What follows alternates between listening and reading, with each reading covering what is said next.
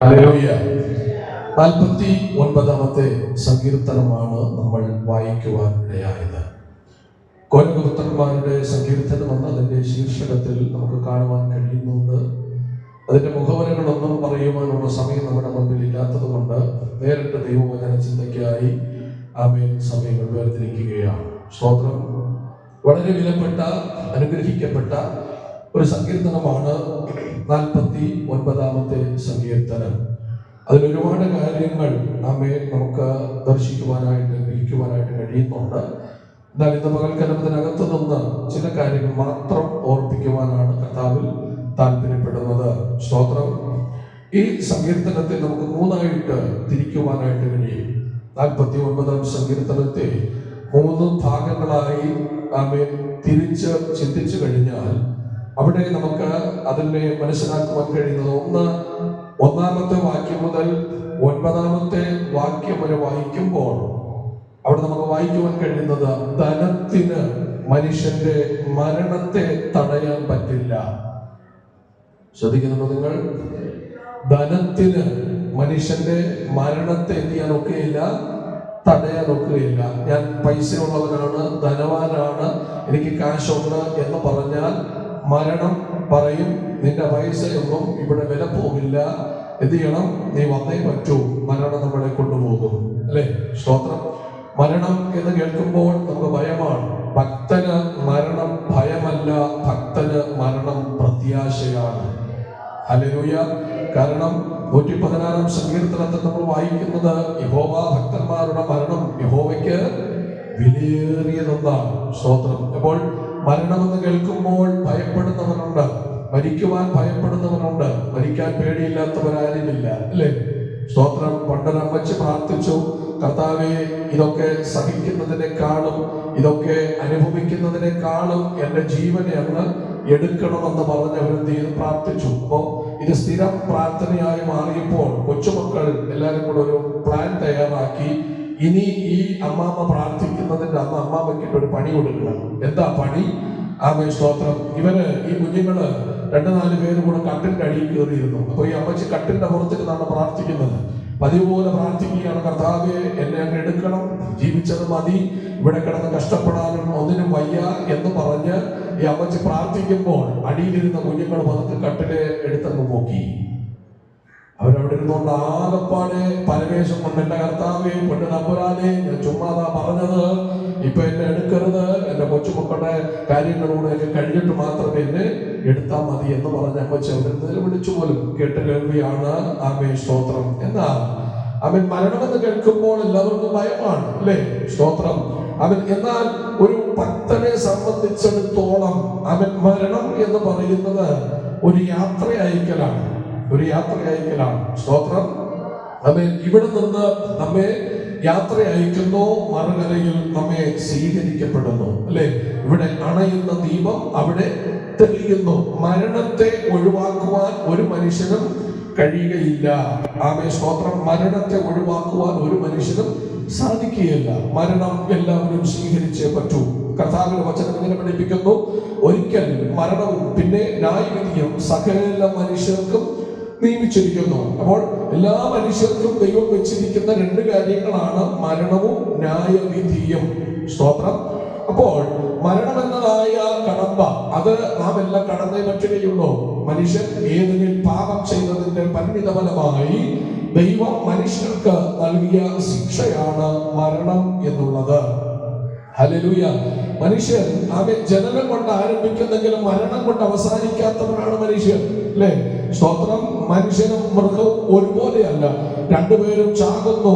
പക്ഷേ മനുഷ്യന്റെ ഉള്ളിൽ ഒരാത്മാവുള്ളത് കൊണ്ട് മനുഷ്യൻ നിത്യനാണ്. ഇവിടെ മരണപ്പെടുമ്പോൾ മറ്റൊരു ജീവിതത്തിലേക്ക് അവൻ എന്ത് ചെയ്യുകയാണ്? ചെന്നെത്തപ്പെടുകയാണ്. സ്തോത്രം.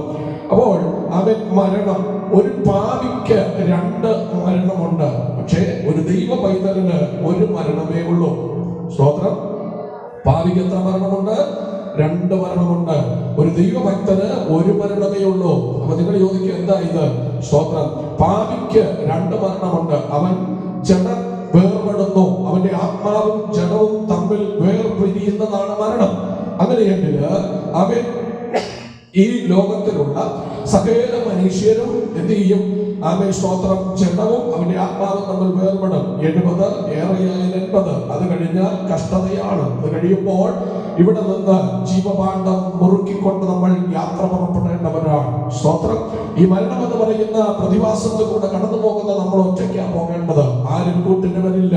ഇവിടെ എത്ര ചക്കരയും തേനും പാലും അടയായിരുന്നാലും ആമേൻ, 6 അടി മണ്ണിലേക്ക് എടുക്കുമ്പോൾ മൂക്കിൽ പഞ്ഞി വെച്ചെന്ന് കാണുമ്പോൾ അവൻ ഏറിയാൽ വാതിക്കൽ വന്ന് എത്തി നോക്കി വെച്ച് തിരിച്ചു പോകും. കൂടെ വരാൻ ആളില്ല.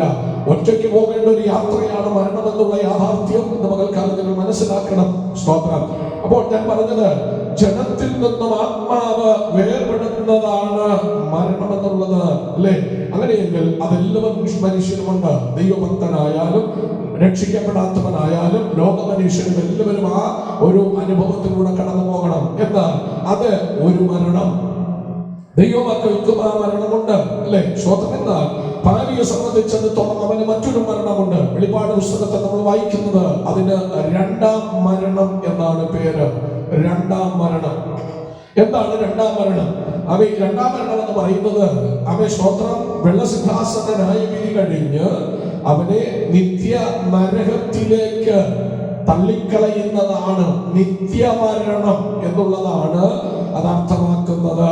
നരക ജീവിതം, നരകത്തിലേക്ക് തള്ളിയിടുന്നതിന് രണ്ടാം മരണം എന്ന് വെളിപ്പാട് പുസ്തകത്തിൽ നമുക്ക് കാണുവാൻ കഴിയും. രക്ഷിക്കപ്പെട്ട, സ്നാനപ്പെട്ട, വേർപെട്ട ദൈവകൃപയിൽ ജീവിക്കുന്ന ഒരു ദൈവവൈതലിന് രണ്ടാം മരണം ഇല്ല. സ്തോത്രം. 2 നിത്യത നമ്മുടെ മുൻപിലുണ്ട്. ഒന്ന് മേളിലത്തെ സ്തോത്രം നിത്യത അല്ലെങ്കിൽ സ്വർഗീയ അനുഭവവും, 2 പാതാളവും, അല്ലെ? സദൃശവാക്യത്തിൽ നമ്മൾ വായിക്കുന്നു, ബുദ്ധിമാന്റെ ജീവയാത്ര മേൽപോട്ടാകുന്നു, അവൻ കീഴെയുള്ള പാതാളത്തെ ഒഴിഞ്ഞു പോകുന്നവനാണ്. അതുകൊണ്ട് നമ്മുടെ വിശ്രമസ്ഥലം മേളിലാണ്. നാം മേളിലേക്ക് പോകുമ്പോൾ ചിലരെല്ലാം താഴേക്ക് പോകും. സ്തോത്രം. അത് തിരിച്ചറിയണം. അതുകൊണ്ട് വിട്ടുപിരിയലാണ് മരണം. അപ്പോസ്തലനായ പൗലോസിന്റെ ഭാഷയിൽ പറഞ്ഞാൽ മരണം എന്ന് പറയുന്നത് വിട്ടുപിരിയല. ആ പൗലോസ് പറയുന്നത്, വിട്ട് പിരിഞ്ഞ് ഞാൻ ക്രിസ്തുവിനോട് കൂടെ ഇരിക്കും. കുഞ്ഞുങ്ങളെല്ലാം ശ്രദ്ധിക്കണം. വിട്ടുപിരിഞ്ഞ് ഞാൻ ക്രിസ്തുവിനോട് കൂടെ. എന്താ വിട്ടുപിരിയേണ്ടത്? ഈ ലോകത്തിലുള്ള സകലതും നമ്മൾ വിട്ടുപിരിയണം. സ്തോത്രം. സകലതും നമ്മൾ വിട്ടുപിരിയണം. ഒന്നും കൊണ്ടുപോകാനൊക്കുകയില്ല. ഒന്ന് ബന്ധങ്ങളെ വിട്ടുപിരിയണം. സ്തോത്രം. നമ്മൾ മാതാപിതാക്കളെ വിട്ടുപിരിയണം. മക്കളുണ്ടെങ്കിൽ അവരെ വിട്ടുപിരിയണം. ഭാര്യ ഭർത്താവ് ഉണ്ടെങ്കിൽ അവരെല്ലാം വിട്ട് നമ്മൾ എന്ത് ചെയ്യണം? സകല ബന്ധങ്ങളും വിട്ടുപോകേണ്ടതാണ് മരണം. സ്തോത്രം. 2, ഈ ലോകത്തെ വിട്ടുപോകണം. ലോകത്തെയും ലോകത്തിലുള്ള സകലതും, ഇവിടെ നേടിയെടുത്തത്, ഇവിടെ സമ്പാദിച്ച ധനങ്ങൾ, ഇവിടെ നേടിയെടുത്തതായ പേര്, പെരുമ, പ്രശസ്തി, ഇവിടെ നേടിയെടുത്തതായ വിദ്യാഭ്യാസം, ഇവിടെ ഉണ്ടാക്കിയെടുത്തതായ പേര്, പെരുമകൾ, സകലതും നാം ഈ ലോകത്തിൽ നിന്ന് വിട്ട് വിട പറയേണ്ടവരാണ്. അതുകൊണ്ട് ഇതിലൊന്നും നമുക്ക് ആശ്രയിക്കുവാൻ കഴിയുകയില്ല. 41 സങ്കീർത്തനത്തിലേക്ക് കടന്നു വരുമ്പോൾ നമ്മൾ 1 മുതൽ 9 വരെയുള്ള വാക്യങ്ങളിൽ നമ്മൾ വായിക്കുമ്പോൾ നമുക്ക് അവിടെ കാണുവാൻ കഴിയുന്നത്, ധനത്തിന് മരണത്തെ തടയാനൊക്കുകയില്ല. എത്ര കോടീശ്വരനായാലും എത്ര സമ്പന്നനായാലും ലോകത്തെ വിലക്ക് വാങ്ങുവാൻ കഴിവുള്ളവനായാലും അവന്റെ ആത്മാവിനെ പിടിച്ചു നിർത്തുവാൻ, മരണത്തെ ഇല്ലാതെ ജീവനെ നിലനിർത്തുവാൻ ഇവിടെ ആർക്കും സാധ്യമല്ല. ശാസ്ത്രങ്ങൾക്ക് കഴിയുകയില്ല. ശാസ്ത്രത്തിന്റെ അണിയറകളിൽ ഇത്യാദിയുള്ളതായ മനുഷ്യനെ ജീവിപ്പിച്ച് നിലനിർത്തി കൊണ്ടുപോകുവാൻ സ്തോത്രം അതിനു വേണ്ടിയുള്ളതായ പരീക്ഷണങ്ങൾ കണ്ടുപിടിച്ചു കൊണ്ടിരിക്കുകയാണ്. ഒരിക്കലും സാധിക്കുകയില്ല. കാരണം സ്തോത്രം ദൈവം വെച്ചിരിക്കുന്ന ഒരു വ്യവസ്ഥയാണ് മരണം എന്നുള്ളത്. അതിലൂടെ നമ്മൾ കടന്നുപോയി മതിയാവുകയുള്ളൂ. അപ്പോൾ ധനത്തിന് മരണത്തെ തടയുവാൻ പറ്റുകയില്ല. സ്തോത്രം. ഒരിക്കലും പറ്റില്ല. സമ്പന്നനായി തീർന്ന സോദോമിനെ വെട്ടിപ്പിടിച്ചെടുത്ത സ്തോത്രം അലഞ്ഞുപോയ നീതിമാനായ ലോത്തിനോട് ചോദിച്ചാൽ ലോത്ത് പറയും, ഇതെല്ലാം ഞാൻ വെട്ടിപ്പിടിച്ചത് ശരിയാണ്, നീരോട്ടമുള്ളതെന്ന് കണ്ടു, ഞാനത് നേടി, എനിക്ക് 2 പെൺമക്കളാണ്, അവര് നല്ല ഭാവി നോക്കിക്കൊണ്ട് അവരുടെ നല്ല ജീവിതത്തിന് വേണ്ടി ഞാനിതെല്ലാം നേടിയെടുത്തത് ശരിയാ. പക്ഷേ ഒരു ദിവസം സ്തോത്രം ദൈവത്തിന്റെ ദൂതൻ എന്റെ അടുക്കൽ വന്നു പറഞ്ഞു, ഇതെല്ലാം വിട്ട് നീ ഓടിപ്പോയിക്കൊള്ളുക, ജീവൻ ജീവരക്ഷയ്ക്കായി പുറപ്പെടാൻ പറഞ്ഞു. ഓടിപ്പോകുവാൻ എനിക്ക് കഴിയാതെ വന്നപ്പോൾ അവൻ സ്തോത്രം ദൈവത്തിന്റെ ദൂതൻ അവനെ നിർബന്ധിച്ചു. അവനെ ജീവരക്ഷയ്ക്ക് വേണ്ടി എല്ലാം വിട്ടുപോകേണ്ടി വന്നു. അവൻ വിട്ടുപോകാൻ മനസ്സില്ലാത്ത ലോത്തിന്റെ ഭാര്യ ലോത്തി അവൻ സ്തോത്രം പുറകിലേക്ക് തിരിഞ്ഞു നോക്കി. അനന്തരഫലം ഉപ്പുതൂണായി മാറി. സ്തോത്രം. അവൻ സഹോദരന്മാര് സകലതും വിട്ടുപോയാലും സഹോദരിമാർക്ക് അവരുടെ കൂടെ ചില ചിന്തകൾ കടന്നു വരും. സ്തോത്രം. അവൻ പുറകോട്ട് നോക്കരുത്, മുമ്പിലേക്ക് ഓടാൻ പറഞ്ഞു. ദൈവം പറഞ്ഞ വാക്ക് കേട്ട് ആദമിൻ അവൻ സ്തോത്രം ലോത്തിനെ നിർബന്ധിച്ചപ്പോൾ ലോത്തോടി. എന്നാൽ അവൻ ലോത്തിന്റെ ഭാര്യയുടെ പേര് നിങ്ങൾക്കറിയാമോ? ലോത്തിന്റെ ഭാര്യയുടെ പേരറിയാമോ? പക്ഷെ ബൈബിളിൽ എഴുതിയിട്ടില്ല. അതുകൊണ്ട് ഞാൻ പുള്ളിക്കാരിക്ക് കൊടുക്കുന്ന പേരാണ് ലോത്തിന്റെ ഭാര്യ ലോത്തി. അപ്പോ ലോത്തി ഓടി, ലോത്തിന്റെ കൂടെ ഓടി, രണ്ട് പിള്ളേരും ഓടി അല്ലേ? അവൻ സ്തോത്രം. നിങ്ങൾ വീട്ടിൽ പോയി പെണ്ണുപിള്ളമാരെ ലോത്തി എന്ന് വിളിച്ചു കളയരുത്. സ്തോത്രം. അവരടി ഉണ്ടാക്കും. ആ കാര്യം കൂടെ ഓർമ്മിക്കാം. അപ്പോ അവൻ ലോത്തിന്റെ പുറകെ ലോത്തിയും ഓടി. പക്ഷെ ലോത്തിന്റെ മുമ്പിൽ അവൻ ലോത്തി ചിന്തിക്കുന്നത് എനിക്ക് ആ പർവ്വതത്തിൽ ഓടിയെത്തണം. പക്ഷെ ലോത്തിയുടെ ചിന്ത മുഴുവനും അവൻ സ്തോത്രം 52 ഇഞ്ച് TV എങ്ങനെ ഇട്ട് ചോടും. സ്തോത്രം. അവൻ പ്രൈസിലോട് ആപ്പിളിന്റെ അവൻ സ്തോത്രം അവസാന വേർഷനിൽ ഇറങ്ങിയ ഫോണ് അവൻ 2.5 ലക്ഷം രൂപ എങ്ങനെ കളഞ്ഞേച്ചു വരും. ലാപ്ടോപ്പ് അങ്ങനെ ഇട്ടേച്ചു വരും. ഇനി ഞാൻ വരുമ്പോ എന്റെ മെമ്മറി കാർഡ് ആരെങ്കിലും എടുത്ത് നോക്കി ആകെ പണി പാടും. സ്തോത്രം. അതുകൊണ്ട് ആകെപ്പാട് ബന്ധപ്പാടാ. എന്റെ ഒരു അനിയൻ അവന്റെ ഒരു അനിയൻ ചെറുക്കന് ചെറിയൊരു ഓപ്പറേഷൻ ഉണ്ടായിരിക്കല്. കാരപ്പുറം മെഡിക്കൽ കോളേജിലാണ് ഓപ്പറേഷൻ. ചെറിയൊരു ഓപ്പറേഷനാണ്. പക്ഷെ അവന് ഭയങ്കര പേടിയാ. അവൻ ഓപ്പറേഷന്റെ തിയേറ്ററിനകത്ത് കൊണ്ടുപോകാൻ തൊട്ട് മുൻപ് അവന്റെ അളിയനെ വിളിച്ച് പറഞ്ഞൊരു വാക്കുണ്ട്. എന്റെ അളിയ, എന്തെങ്കിലും എനിക്ക് പറ്റിക്കഴിഞ്ഞാൽ എന്റെ ഫോൺ എടുത്ത് കിണറ്റിനകത്ത് ഇട്ട് കളയണം. സ്തോത്രം. അപ്പോൾ അവന്റെ വെപ്രാളമെന്ന് നോക്കണം. അവൻ ഓപ്പറേഷൻ അല്ല വലുത്, അവന്റെ ഫോണാണ്. ഇതുപോലെ ലോത്തിന്റെ ഭാര്യയ്ക്ക് വിട്ടുപോകാൻ മനസ്സില്ലാതെ പലതും തന്നെ പുറകിൽ നിന്ന് വിളിക്കുമ്പോൾ സ്തോത്രം അവൾക്ക് സ്തോത്രം അതിനെ ഉപേക്ഷിച്ചു വരാൻ മനസ്സില്ല. എന്താ ചെയ്തത്? അതുകൊണ്ട് അവൾ ജസ്റ്റ് ഒന്ന് തിരിഞ്ഞു നോക്കി. എന്തിനാ? ഇനി വല്ല തീ വല്ല കത്തുന്നുണ്ടോ, ദൈവം ചുമ്മാതെ വല്ലതും പറഞ്ഞതാണോ എന്ന് പറഞ്ഞ് തിരിഞ്ഞു നോക്കിയപ്പോൾ അവിടെ കണ്ടത് സ്തോത്രം അവൾ എല്ലാം കണ്ടു. പക്ഷേ ആ തിരിഞ്ഞു നിന്നത് ഇപ്പൊ ഇന്നും നിൽക്കുന്നുണ്ട്. സ്തോത്രം. ഞാൻ പറഞ്ഞത് സ്തോത്രം സമ്പത്തിനൊരിക്കലും ധനത്തിനൊരിക്കലും പണത്തിനൊരിക്കലും നമ്മുടെ ജീവിതത്തെ പിടിച്ചു നിർത്തുവാൻ ഒക്കുകയില്ല. ഇതെല്ലാം നാം വിട്ടേ മതിയാവൂ. ഹല്ലേലൂയ. കൊട്ടാരമായാലും വിട്ടേ മതിയാവൂ എന്ന് ഒരു പാട്ടുകാരൻ പാടിയിട്ടുണ്ട്. അതുകൊണ്ട് ഇന്ന് പകൽക്കാലം എന്നെ കേൾക്കുന്ന പ്രിയമുള്ളവരെ, സ്തോത്രം ധനത്തിലല്ല ആശ്രയിക്കേണ്ടത്. ഇതെല്ലാം തന്ന ദൈവത്തെ ശരണപ്പെട്ടുകൊണ്ട് ദൈവത്തെ മഹത്വപ്പെടുത്തുവാൻ നമ്മൾ മറന്നു പോകരുത്. ഇതിനോട് ചേർന്നല്ല ദൈവത്തെ ആരാധിക്കേണ്ടത്. ചിലർ ചിന്തിക്കുന്ന ഒരു ചിന്തയുണ്ട്, ദൈവം ധനം തന്നിട്ടുണ്ട്, ധനത്തോടുകൂടെ ചേർന്ന് ദൈവത്തെ ആരാധിക്കാം. ആ പരിപാടി നടക്കുകയില്ല. ഇതിനോട് ചേർന്ന്, വിദ്യാഭ്യാസത്തോട് ചേർന്ന്, ജോലിയോട് ചേർന്ന്, സാമ്പത്തിക ഉന്നമനത്തോട് ചേർന്ന് ദൈവത്തെ സേവിക്കുന്ന പദ്ധതി നടക്കുകയില്ല. വിടേണ്ടത് വിട്ടു, മാറ്റേണ്ടതിനെ മാറ്റിവെച്ചുകൊണ്ട് ഞാൻ എന്തെങ്കിലും ദൈവത്തെ സേവിച്ചാൽ എനിക്ക് നിന്റെ മുൻപിൽ ഒരു നിത്യതയുണ്ട്.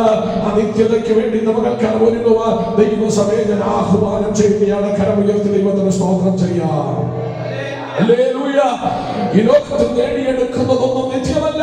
ഇതെല്ലാം മണ്ണോട് മണ്ണായി അമർന്നു പോകേണ്ടതാണ്. ഇതെല്ലാം താൽക്കാലികമാണ്. നൈമിഷ്യങ്ങളായ സുഖങ്ങള്, വെള്ളത്തിന്റെ കുമിള പോലെ മിന്നിത്തിളങ്ങുന്ന ജനീക സുഖങ്ങളും വിട്ട് ഈ ഭൂമിയിൽ നിന്ന് നമ്മൾ ബൈ ബൈ പറയേണ്ട ഒരു സമയം നമ്മുടെ മുൻപിലുണ്ട്. ലോകത്ത് നടക്കുന്ന അനർത്ഥ സംഭവങ്ങൾ കേട്ടു കഴിഞ്ഞാൽ ഞെട്ടിപ്പോകുന്ന അനർത്ഥ സംഭവങ്ങളാണ് നമ്മുടെ ചെവിയിലെത്തുന്നത്. സ്തോത്രം. കഴിഞ്ഞ ദിവസം ഒരു ഭാഗം ഞാനെങ്കിലും വായിച്ചു. സ്തോത്രം. ഒരമ്മയും മകളും മാത്രം താമസിക്കുന്ന ഒരു വീട്ടിനകത്ത് 24 വയസ്സുള്ള മകൾ സ്തോത്രം തന്റെ അമ്മ ബാത്റൂമിനകത്ത് വീണ് കിടന്ന് കെഞ്ചിയിട്ട് പോലും തിരിഞ്ഞു നോക്കാതെ എടുത്തുകൊണ്ട് കട്ടിലിൽ കിടത്താതെ മാതാവിനെ അവിടെ ഇട്ടിരുന്നു. ഒടുവിൽ സ്തോത്രം ഒരു തുള്ളി വെള്ളം കൊടുത്തില്ല, ഭക്ഷണം കൊടുത്തില്ല. ദാരിദ്ര്യത്തിന്റെ പടുകുഴിയിൽ അകപ്പെട്ട കുടുംബമെന്നാണ് അതിൽ വായിച്ചറിയാനിടയായി. ഒടുവിൽ ആ മാതാവ് ആ കിടക്ക അവിടെ കിടന്ന് മരണപ്പെട്ടു. ഈ മകൾ എന്ത് ചെയ്തെന്നറിയാമോ? മാതാവിന്റെ ശരീരങ്ങളെ വെട്ടിനുറുക്കി തന്റെ ബോയ് ഫ്രണ്ടിനോട് ഒരു കട്ടർ വിഷയം ചോദിച്ചു. അത് കാര്യമറിയാതെ കൊണ്ടുകൊടുത്തു. അതുകൊണ്ട് ഈ മാതാവിന്റെ ശവശരീരത്തെ ഇഞ്ചിഞ്ച് പീസായി നുറുക്കിയെടുത്ത് ആമേൻ സ്തോത്രം ടോയ്ലറ്റിനകത്തിട്ട് വെള്ളം പ്രസ് ചെയ്തു. പക്ഷേ അത് ബ്ലോക്കായി. ഒടുവിൽ ആ ശരീരത്തെ കൊത്തി നുറുക്കിയെടുത്ത് ചെറിയ ചെറിയ ഭാഗങ്ങളാക്കി 2 പ്ലാസ്റ്റിക് കവറുകളിൽ കെട്ടി 24 വയസ്സുള്ള പെൺകുട്ടി ആ മാതാവിന്റെ ശരീരത്തെ അലമാരയ്ക്കകത്ത് വെച്ച് കൂട്ടി. അവരുടെ ആ മാതാവിന്റെ ഒരു സഹോദരൻ ജീവിച്ചിരിപ്പുണ്ട്. അദ്ദേഹമാണ് ഇവരെ സഹായിക്കുന്നത്. വിളിച്ചിട്ട് ഫോൺ സ്വിച്ച് ഓഫ്. മകളുടെ ഫോണിൽ വിളിച്ചിട്ട് എടുക്കുന്നില്ല. അങ്ങനെ അദ്ദേഹം ചില മാസങ്ങൾ കഴിഞ്ഞ് അവിടേക്ക് കടന്നു വരുമ്പോൾ വീട് അടച്ചിട്ടിരിക്കുന്നു. വീടടച്ചിട്ടിരിക്കുന്നത് കണ്ടിട്ട് വാതിലിൽ മുട്ടി. ഒരു രക്ഷയുമില്ല. അവസാനം പുറകിലകത്തെ വാതിൽ പോയി വന്ന ഒരു അനക്കം കേട്ടു. അദ്ദേഹം പിന്നെയും മുട്ടിയപ്പോൾ തുറന്നു. മുഷിഞ്ഞ വസ്ത്രം ധരിച്ച ആ പെൺകുട്ടി വന്നു. ആക്സിഡന്റ് ആയി ഹോസ്പിറ്റലിലാണെന്ന് പറഞ്ഞു. ചെന്ന് നോക്കണമെന്ന് പറഞ്ഞു. വാതിൽ വലിച്ചടച്ചു. അദ്ദേഹത്തിന് സംശയം തോന്നിയ ആ നിമിഷത്തില് പോലീസ് സ്റ്റേഷനിൽ ചെന്ന് അധികാരികളെ അറിയിച്ചു. വന്നു. അന്വേഷണങ്ങൾ നടത്തി. ഒടുവില് സ്തോത്രം എന്ത് സംഭവിച്ചു എന്നൊന്നും അറിയത്തില്ല. ഒടുവില് അതിനകത്തുനിന്ന് ദുർഗന്ധം വമിക്കുന്നത് കണ്ടു. സ്തോത്രം അവർ അവിടെ എല്ലാം പരിശോധിച്ചപ്പോൾ അലമാരയ്ക്കകത്ത് 2 പ്ലാസ്റ്റിക് കവറുകൾ അതിനെ വലിച്ച് താഴെയിട്ടപ്പോൾ അതിനെ പൊട്ടിച്ചു നോക്കിയപ്പോൾ അതിനകത്ത് അഴുകിയ ശവശരീരങ്ങൾ ഇരിക്കുന്നു. സ്തോത്രം ബാത്റൂമിനകത്ത് പരിശോധിച്ചപ്പോൾ അവരുടെ ശവശരീരത്തിന്റെ ഭാഗങ്ങൾ അതിനകത്ത് വളരെ ദുർഗന്ധം വമിക്കുന്നു. 24 വയസ്സ് പ്രായമുള്ള പെൺകുട്ടി 3 മാസമായി അതിനകത്ത് ഒറ്റയ്ക്ക് താമസിക്കുകയാണ്. 3 മാസം മുമ്പ് തന്നെ അമ്മ മരണപ്പെട്ടപ്പോൾ ആ മകൻ ചെയ്ത ക്രൂരകൃത്യമാണ് അവനെ അറസ്റ്റ് ചെയ്തു. സ്തോത്രം. കഴിഞ്ഞ ദിവസം നിങ്ങൾ അറിഞ്ഞു കാണും. സിലിണ്ടർ എടുത്ത് ഭാര്യയുടെ തലക്കടിച്ചു കൊന്ന സംഭവങ്ങള്. മരണം മനുഷ്യന്റെ തൊട്ട് പിന്നാലെയുണ്ട്. 4 വിരൽ നീളം മാത്രമേ നമ്മോട് അകലമുള്ളൂ. അതുകൊണ്ട് ഇന്നലെ പകൽക്കാലം ഞാൻ ദൈവമക്കളോട് പറയാം, ഈ ലോകത്ത് നമ്മൾ ആഡംബരം സുഖിച്ച് ജീവിക്കുമ്പോൾ, ആഡംബരമുള്ളതിനായി ജീവിക്കുമ്പോൾ ഒരു കാര്യം ഞാൻ നിങ്ങളെ മനസ്സിലാക്കുക. ഇവിടെ നേടിയെടുത്തതെല്ലാം വിട്ടേച്ച് ഒരു ദിവസം നാം ഒറ്റയ്ക്ക് യാത്ര പുറപ്പെടേണ്ട ഒരു യാത്ര നമ്മുടെ മുൻപിലുണ്ട്. അതാണ് മരണം. ഒരിക്കലും തിരിച്ചു വരാത്തൊരു യാത്ര. അതാണ് മരണം. ഈ ലോകമാകുന്ന വഴി യാത്രയിലൂടെ നമ്മൾ കടന്നുപോയി എങ്ങോട്ടാണ് കടന്നു പോകുന്നത്? ഒരിടത്ത് നമ്മൾ ചെന്നെത്തേണ്ടതുണ്ട്. ഒന്നുകിൽ സ്വർഗ്ഗമല്ലെങ്കിൽ നിത്യമനരകം. ഇന്ന് പകൽക്കാലം എന്നെ കേൾക്കുന്ന ദൈവജനത്തോടെ ഞാൻ ആത്മാവിൽ വിളിച്ചു പറയാ, പാപമംഗലമായ ലോകത്തെ വിട്ട് ആഡംബര സുഖങ്ങളും ഈ ലോകത്തിന്റെ വാദ്യഘോഷങ്ങളും സകലതും പാതാളത്തിലേക്ക് ഇറങ്ങിപ്പോകാം. അതുകൊണ്ട് ആഡംബര സുഖങ്ങൾക്ക് വേണ്ടി ആത്മീക ജീവിതം അടിയറവ പറയാതെ നിത്യതയ്ക്ക് വേണ്ടി ഒരുങ്ങുക. നിത്യരക്ഷ സമ്പാദിച്ചത് കാൽവരിയിൽ നമുക്ക് വേണ്ടി തകർക്കപ്പെട്ട യേശു ക്രിസ്തുവിനെ ഹൃദയത്തിൽ ധ്യാനിച്ചുകൊണ്ട് വിശ്വാസ ജീവിത യാത്രകൾ നയിക്കുന്ന ദൈവമക്കളെ, നിനക്ക് ചെന്നെത്താൻ ഒരു മാർഗീരമുണ്ട്. ഇരുകരം നീട്ടി നിന്റെ പ്രാണനെ സ്വീകരിപ്പാൻ എന്റെ കർത്താവ് എഴുന്നേൽക്കുന്ന ഒരു ദിവസം നമ്മുടെ മുമ്പിലുണ്ട്. കരങ്ങളെ ഉയർത്തി ദൈവത്തിന് സ്തോത്രം ചെയ്യാം. ഹല്ലേലൂയ. സ്തോത്രം. രണ്ടാമത്തെ ഭാഗം 49-ാം സങ്കീർത്തനം രണ്ടാമത്തെ ഭാഗം എന്താണ്? 10 മുതൽ 15 വരെയുള്ള ഭാഗം. അവിടെ നമ്മൾ വായിക്കുമ്പോൾ അതിന്റെ ഉള്ളടക്കം എന്ന് പറയുന്നത്, നാം ഈ ഭൂമിയിൽ നിന്ന് മാറ്റപ്പെട്ട മരണം വഴി കടന്നു പോകുമ്പോൾ ഇവിടെ സമ്പാദിച്ചെടുത്ത ധനം കൊണ്ടുപോകാൻ ഒക്കുകയില്ല. ഒന്ന്, മരണത്തെ തടയാൻ ധനത്തിന് സാധ്യമല്ല. 2, നാം നേടിയെടുത്ത ധനം കൊണ്ടുപോകാൻ ഈ ലോകം അനുവദിക്കില്ല. അനുവദിച്ചാൽ നമുക്ക് കൊണ്ടുപോകാൻ ഒക്കുകയില്ല. യോബിന്റെ ഭാഷ പറഞ്ഞാൽ, ഞാൻ നഗ്നനായി വന്നു, എന്റെ മുഖം നഗ്നനായി പോകും. സ്തോത്രം. നമ്മൾ മനസ്സിലാക്കണം, 6 അടി മണ്ണ് മാത്രമേ ഭൂമിയിൽ നമുക്ക് അവകാശമുള്ളൂ. അതും ചില മാസങ്ങൾ കഴിയുമ്പോൾ നമ്മുടെ ശരീരം അഴുകിച്ചേർന്ന് മണ്ണോട് മണ്ണായി അമർന്നു പോകും. ഇതിന്റെ അസ്ഥികൾ മാത്രമേ കാണൂ. കുറെ കൃമികൾ ശരീരത്തിൽ കാണും. കുറച്ചത് ശരീരത്തിൽ കാണും. ഹല്ലേലൂയ. ഇതെല്ലാം തിന്നു നിർത്തി അവശിഷ്ടം ശേഷിക്കുന്ന അസ്ഥി പഞ്ചരങ്ങൾ മാത്രം മണ്ണിനടിയിൽ കിടക്കും. നമ്മൾ മനസ്സിലാക്കണം, അവിടെ നമ്മൾ ഒറ്റയ്ക്ക, ആരും കൂടെ ഇല്ല, ആരും സഹായിപ്പാനില്ല, ആരും അവിടെ ഒരു കുശലം പറയാനില്ല. ആ ഇരുട്ടറയ്ക്കകത്ത് നമ്മൾ ഒതുങ്ങുന്ന ഒരു ദിവസമുണ്ട്. ഇവിടെ ഒതുങ്ങാത്തവരെ ഒതുക്കുന്ന ഒരു പെട്ടിയാണ് ശവപ്പെട്ടി. ഇവിടെ ആർക്കും കീഴടങ്ങാത്ത, ഇവിടെ ആർക്കും ഒതുങ്ങാത്തതിനെ ഒതുക്കുന്ന ഒരു പെട്ടിയാണ് ശവപ്പെട്ടി. അതിനകത്ത് മൗനം പാലിച്ച് ഡിസിപ്ലിൻ പാലിച്ച് കിടക്കുന്ന ആ ഒരു കിടപ്പുണ്ട്.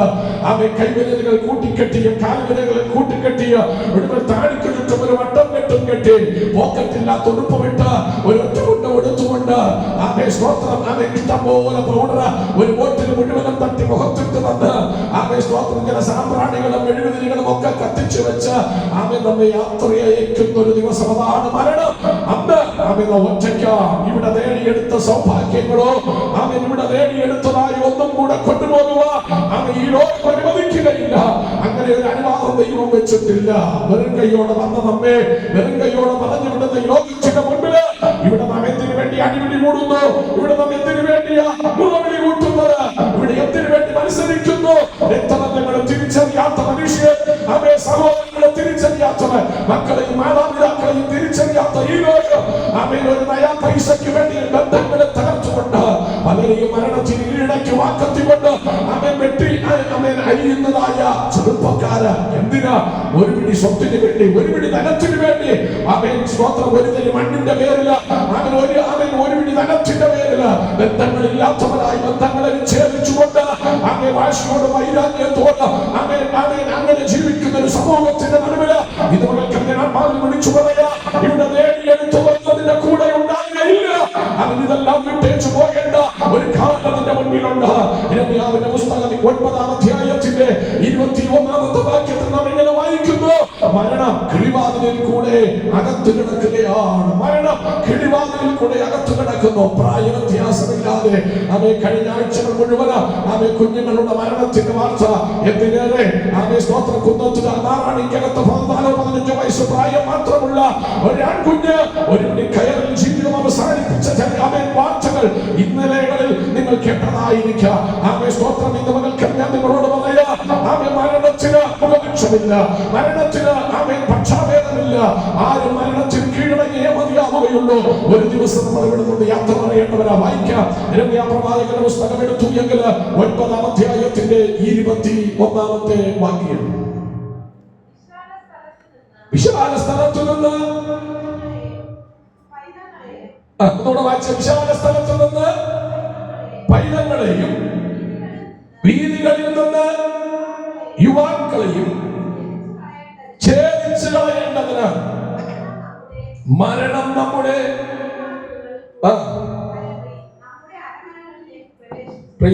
മരണം കിളിവാതിലിൽ കൂടെ കയറി നമ്മുടെ അരമനയ്ക്കകത്ത് പ്രവേശിച്ചിരിക്കുന്നു. മരണത്തെ തടയാൻ ആർക്കും ഒക്കുകയില്ല. സ്തോത്രം.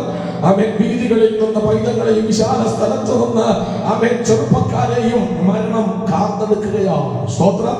എത്രയെത്ര നിങ്ങൾ പോകുമ്പോൾ 40 വയസ്സിന് താഴെയുള്ള എത്രയെത്ര പോസ്റ്ററുകൾ, ആദരാഞ്ജലികൾ എന്ന തലക്കെട്ടിൽ പോസ്റ്റിലും മതിലുകളിലും നിങ്ങൾക്ക് കാണുവാൻ കഴിയും. അവരെല്ലാം മരണത്തിന് കീഴടങ്ങിയവരാണ്. ലോകം കീഴടക്കിയ അവൻ മഹാനായ അലക്സാണ്ടർ പോലും അവൻ സ്തോത്രം മരണത്തിനൊടുവിൽ കീഴടങ്ങേണ്ടി വന്നു. ഇവിടെ ആർക്കും മരണമില്ലാതെ ജീവിക്കാൻ ഒക്കുകയില്ല. ഇവിടെ നേടിയെടുത്ത സൗഭാഗ്യങ്ങളൊന്നും നമുക്ക് കൊണ്ടുപോകാൻ ഒക്കുകയില്ല.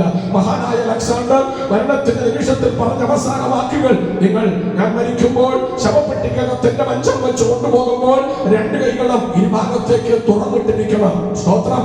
അവർ ചോദിച്ചു, എന്തിനാ? അദ്ദേഹം പറഞ്ഞത്, ഈ ലോകത്തിൽ ഞാൻ വന്നു, ഒന്നും കൊണ്ടുവന്നില്ല. ഞാൻ ഈ ലോകത്തെ സകലവും നേടിയെടുത്തു, ഞാൻ ഒന്നും കൊണ്ടുപോകുന്നതുമില്ല. ആമേൻ. സ്തോത്രം. ആമേൻ. മഹാസമുദ്രത്തെ നോക്കി ഒരിക്കൽ അദ്ദേഹം അലമുറയിട്ട് പറഞ്ഞു പോയി എന്ന്, അല്ലയോ മഹാസമുദ്രമേ, നീയും ഒരു കരയായിരുന്നു എങ്കിൽ എന്റെ സാമ്രാജ്യ ശക്തി കൊണ്ട്, എന്റെ സൈന്യ ബാഹുല്യം കൊണ്ട് ഞാൻ നിന്നെയും ആമേൻ കീഴടക്കുമായിരുന്നു എന്ന് അഹങ്കാരത്തിന്റെ തിമിർപ്പിൽ ആവേശത്തോടെ പ്രായത്തിൻ്റെതായ നിറവിൽ നിന്നുകൊണ്ട് അലക്സാണ്ടർ വിളിച്ചു പറഞ്ഞു. ഒടുവിൽ ആമേൻ സ്തോത്രം വളരെ ചെറുപ്പക്കാരൻ യൗവന പ്രായത്തിനകത്ത് ആമേൻ മരണമെന്ന 3 അക്ഷരത്തിനകത്ത് അദ്ദേഹം ആമേൻ ബൈബിളേണ്ടി വന്ന ചരിത്രം നമുക്കറിയാം. അതുകൊണ്ട് ഈ ലോകത്തിൽ ആമേൻ ഒന്നുമില്ലെങ്കിലും ക്രിസ്തേശുവിനുള്ള ഭക്തിയോടെ ജീവിച്ച് നിത്യതയിൽ പോകുവാൻ ഈ പകൽക്കാലം ദൈവസഭയോട് ഈ സന്ദേശത്തിലൂടെ ഞാൻ ആഹ്വാനം ചെയ്യുകയാണ്. ഹല്ലേലൂയ. ആമേൻ. ആകയാൽ ഇന്ന് പകൽക്കാലം പ്രത്യാശ പുതുക്കിക്കൊണ്ട്, വിശ്വാസത്തെ പുതുക്കിക്കൊണ്ട്, വിടേണ്ടത് വിട്ട് ആമേൻ വേർപെടേണ്ടതിൽ നിന്ന് വേർപെട്ട് വേണ്ട എന്ന് പറയേണ്ടത് വേണ്ട എന്ന് ചിന്തിച്ചുകൊണ്ട് യേശുക്രിസ്തുവിലേക്ക് മടങ്ങി വന്ന ഒരു നിർമ്മല കന്യകയായ ഒരു മണവാട്ടിയ ഒരു വിശുദ്ധ സഭയായി എടുക്കപ്പെടുവാൻ പ്രത്യാശയോടെ വരിക എന്നുള്ള ഒരു ആഹ്വാനം ഇന്ന് പകൽക്കാലം ഞാൻ നിങ്ങളോട് ഓർപ്പിക്കുകയാണ്. ഹല്ലേലൂയ. ആമേൻ. സ്തോത്രം. ആമേൻ. അതിന്റെ 3-ാമത്തെ ഭാഗം കൂടെ ഉണ്ട്. 49-ാം സങ്കീർത്തനത്തിന്റെ 16 മുതൽ 20 വരെ വായിക്കുമ്പോൾ ആമേൻ, ധനം കൊണ്ട് ഒരു മനുഷ്യനും സ്ഥിരമായ ഒരു മഹത്വത്തെ നിലനിർത്തുവാൻ കഴിയുകയില്ല. സ്തോത്രം. ആമേൻ. ഈ ലോകത്തിൽ നമുക്ക് ധനം ആവശ്യമാണ്. പക്ഷേ ആമേൻ, ഇതൊന്നുമല്ല വിശ്വാസ ജീവിതം എന്നുള്ളത് നമ്മൾ മനസ്സിലാക്കണം. അപ്പോസ്തലനായ പൗലോസ് പറഞ്ഞത്, ആമേൻ, ഞാൻ ലാഭമെന്ന് തോന്നിയതിനെല്ലാം ഛേദം എന്നെണ്ണുന്നു. എന്നിട്ട് എന്താ പറഞ്ഞത്? ക്രിസ്തേശുവിന്റെ പരമവിളിയുടെ വിരുദിനായി ഞാൻ ആക്കിലേക്ക് ഓടുകയ, പിൻപിലുള്ളത് മറന്ന്. ആമേൻ. ആമേൻ. സ്വത്തല്ല വിശ്വാസ ജീവിതം, ഇതെല്ലാം ദൈവം നമുക്ക് അനുഭവിക്കാൻ തരുന്നത്. ആമേൻ. അത് അധ്വാനിക്കുന്നവർക്ക് ദൈവം നമുക്ക് അനുഗ്രഹമാക്കി തീർക്കും. ഏലിയാവിന്റെ വിശ്വാസ ജീവിത യാത്രയില് 3 വിധ ദൈവിക കരുതൽ നമുക്ക് കാണുവാൻ കഴിയും. ഒന്ന്, ദൈവം ഏലിയാവിനോട് പറഞ്ഞു, നീ കെരീത്തുകരയിൽ ചെന്നിരിക്കുക, അവിടെ നിനക്ക് കാക്ക ഭക്ഷണം കൊണ്ടുവരും. എന്നിട്ട് എന്താ പറഞ്ഞത്? കെരീത്ത് തോട്ടിലെ വെള്ളവും കുടിച്ചു കൊള്ളുക. എന്താ ഇത്? ലോകത്തിന്റെ കരുതൽ, ലോകത്തിന്റെ നന്മ. ആമേ. കെരീത്ത് തോട് ആർക്കും വെള്ളം കോരി കുടിക്കാം, ഇത് ലോകത്തിന്റെ നന്മയാണ്. രണ്ടാമത്, ആമേ, സാരഫാത്തിലെ വിധവയുടെ അടുക്കൽ പറഞ്ഞു വിട്ടു, ഏലിയാവിനെ ദൈവം പോഷിപ്പിച്ചു വിധവയെ കൊണ്ട്, അത് മാനുഷികമായ കരുതല. മൂന്നാമത്തെ ഘട്ടം, മരുഭൂമിയിൽ മരിക്കുവാൻ ആഗ്രഹിച്ച് പ്രാർത്ഥിക്കുമ്പോൾ സ്വർഗത്തിന്റെ ദൂതൻ ഇറങ്ങി വന്ന് തട്ടി ഉണർത്തി.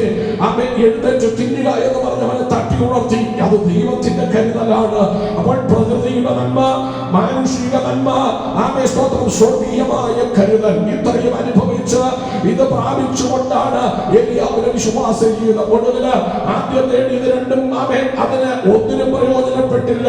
പിന്നെ ഏതാ പ്രയോജനപ്പെട്ടത്? ദൂതൻ കൊണ്ട് കൊടുത്തത് ഭക്ഷിച്ചുകൊണ്ട് അവൻ ദൈവത്തിന്റെ പർവ്വതത്തോളം എത്തപ്പെടുവാനിടയായി. പകൽക്കാലം മാനുഷികമായത് താൽക്കാലികം, ലോകത്തിൻ്റെതും താൽക്കാലികം. അതുകൊണ്ട് നിലനിൽക്കുന്ന നിത്യമായ ഉത്തമ സമ്പത്ത് ദൈവസന്നിധിയിൽ ഉണ്ടെന്നുള്ള ഉറപ്പ് വരുത്തിക്കൊണ്ട് വേണം വിശ്വാസ ജീവിതത്തിൽ നമ്മൾ മുൻപോട്ട് പോകേണ്ടത്. അതുകൊണ്ട് ഈ ലോകം താൽക്കാലികമാണ്. ഈ ലോകത്തിന്റെ സുഖങ്ങളെല്ലാം ഇവിടെ അസ്തമിക്കും. ഇവിടെ എന്ത് നേടിയെടുത്താലും, ഇവിടെ എന്തെല്ലാം പേരുകളും പ്രശസ്തികളും ഉണ്ടാക്കിയെടുത്താലും, ഇവിടെ എന്തെല്ലാം അലങ്കരിച്ചാലും, ഏതെല്ലാം സിംഹാസനത്തിൽ ഉപവിഷ്ടനായാലും, ഇതെല്ലാം വിട്ട് ആമേ, സ്തോത്രം, ഒരു ദിവസം നമ്മൾ ആമേ യാത്ര പറയേണ്ടവരാണ്. അതുകൊണ്ട് നാം എന്താ ചെയ്യേണ്ടത് വായിക്കാം. ആമേ, സഭാപ്രസംഗിയുടെ പുസ്തകം 12-ാം അധ്യായത്തിന്റെ ആമേ 13-14 വാക്യങ്ങൾ വേഗത്തിൽ വായിക്കണം. സഭാപ്രസംഗി 12-ാം അധ്യായത്തിന്റെ 13-14 വാക്യങ്ങൾ.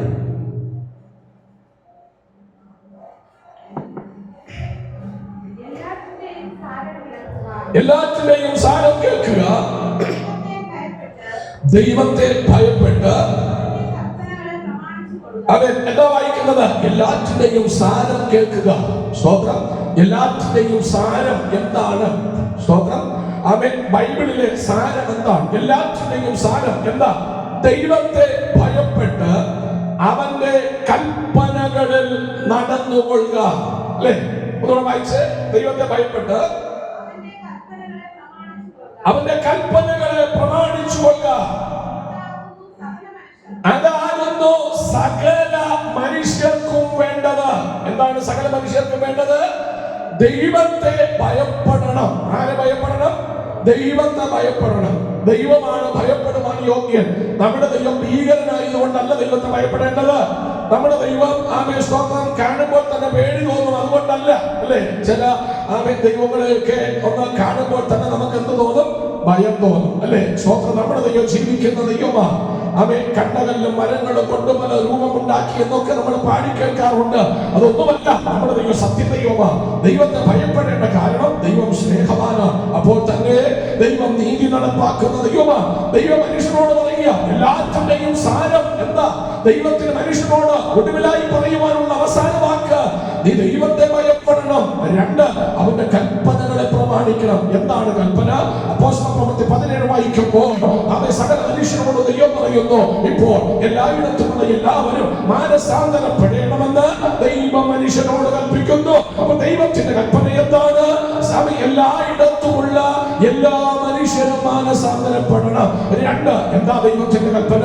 അവൻ മത്തായിയുടെ സുവിശേഷം 28-ാം അധ്യായത്തിന്റെ അവസാന ഭാഗത്തേക്ക് കടന്നു വരുമ്പോൾ ദൈവം മനുഷ്യനോട് കൽപ്പിക്കുന്ന കൽപ്പനയുണ്ട്. എന്താണ് കൽപ്പന? ആമേ, നിങ്ങൾ പുറപ്പെട്ട് പിതാവിന്റെയും പുത്രന്റെയും പരിശുദ്ധാത്മാവിന്റെയും നാമത്തിൽ ആമേ സ്നാനം കഴിപ്പിച്ചു. ഇത് ദൈവം വെച്ചിരിക്കുന്ന കൽപ്പനകളാണ്. അപ്പോൾ രക്ഷിക്കപ്പെടുക, അതിന് മാനസാന്തരപ്പെടണം, സ്നാനപ്പെടണം എന്നുള്ളത് ദൈവത്തിന്റെ കൽപ്പനയാണ്. എന്തുകൊണ്ടാണ് ദൈവം ഇത് പറഞ്ഞത്? ഈ ലോകത്ത് നമ്മൾ ജീവിക്കുമ്പോൾ ഇവിടെ പലവിധമായ സുഖ സൗകര്യങ്ങൾ നമുക്കുണ്ട്. 11-ാം അധ്യായം എടുക്കാം. സഭാപ്രസംഗി 11:9 വായിക്കാം വേഗത്തിൽ. 11:9. തൊട്ടടുത്ത അധ്യായമല്ല, എത്രയും പാടുന്നു എടുക്കാം. വേഗത്തിൽ വായിച്ചേ. ശ്രദ്ധിച്ച് കേൾക്കണം. യൗവനക്കാര, നിന്റെ യൗവനത്തിൽ സന്തോഷിക്കുക. യൗവനകാലത്ത് നിന്റെ ഹൃദയം ആനന്ദിക്കട്ടെ. നിനക്ക് ഇഷ്ടമുള്ള വഴികളിലും നിനക്ക് ബോധിച്ച വണ്ണവും നടന്നു കൊള്ളുക. ദൈവം പറയുകയാണ്, യൗവനക്കാര, നിന്റെ യൗവനത്തിൽ സന്തോഷം. ഈ വാക്യം കേൾക്കുമ്പോൾ നമുക്ക് ഭയങ്കര സന്തോഷമാണ്. കാരണം ദൈവം എന്താ പറഞ്ഞിരിക്കുന്നത്? യൗവനക്കാര, നിന്റെ യൗവനത്തില് സന്തോഷിക്കുക. നിനക്ക് ഇഷ്ടമുള്ള വഴിയെ, നിനക്ക് ബോധിച്ച വഴിയെ നടന്നുകൊള്ളുക. ആമേൻ, സ്തോത്രം. നിന്റെ യൗവനം നിനക്ക് അടിച്ചു പൊളിക്കുക. എവിടെ വേണോ പോകാം. ഊട്ടിക്ക് വേണമെങ്കിൽ ഊട്ടിക്ക് പോകാം, കൊടൈക്കനാലിൽ പോകാം. ആമേൻ, സ്തോത്രം. മൂന്നാറ് പോകാം. ആമേൻ, വീഗാലാൻഡോ, ഹാപ്പി ലാൻഡോ, ആമേൻ, ഇതുപോലുള്ള ഒരുപാട് ലാൻഡുകളുണ്ട്. ഏത് ലാൻഡിൽ പോയാലും അടിച്ചു പൊളിക്കുക. യൗവനക്കാല, നിന്റെ ഹൃദയം ആനന്ദിക്കട്ടെ, സന്തോഷിക്കട്ടെ, ഒരു കുഴപ്പവുമില്ല. പക്ഷേ അവൻ അടിവരയിട്ട് ദൈവം പറയുന്ന ഒരു വാക്കുകൂടെയുണ്ട്. നിനക്കിഷ്ടമില്ല എന്ന് പറയുന്ന നാളുകൾ നിന്റെ മുൻപിൽ വരും. വായിച്ചേ.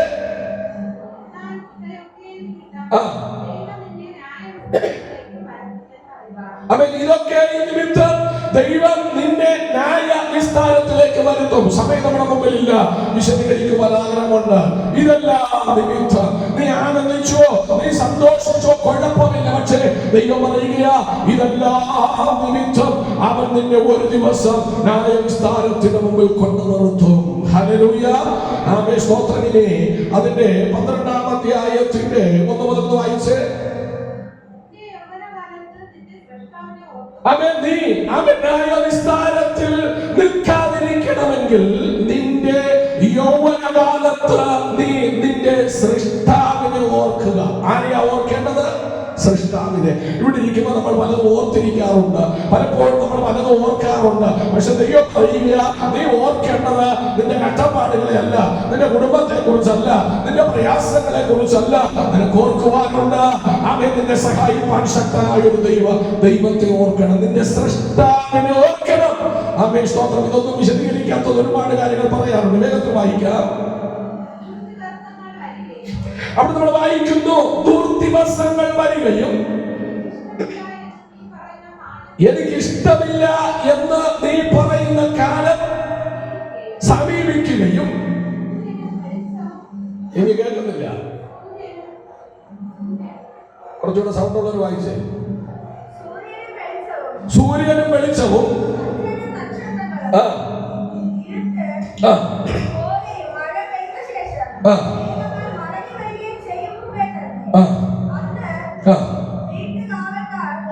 നിർത്തി വായിക്കണം.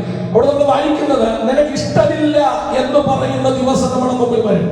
അതിനെ ബൈബിൾ ഭാഷ പറഞ്ഞാൽ ദുർദിവസങ്ങൾ, അല്ലെ?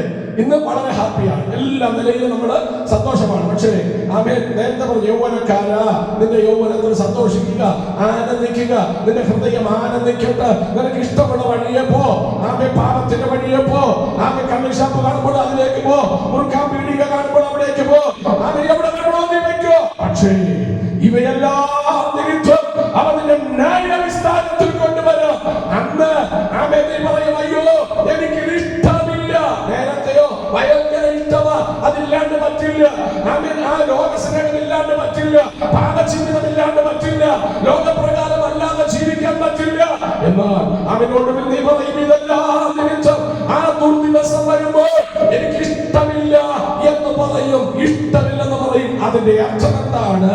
ആമേൻ, സ്തോത്രം. മനോഹരമായ വർണ്ണനയിലൂടെ ജ്ഞാനിയായ ശലോമോൻ ഈ ഭാഗത്ത് വളരെ ശക്തമായ ഭാഷയിൽ പറയുന്നു. എന്താണ്?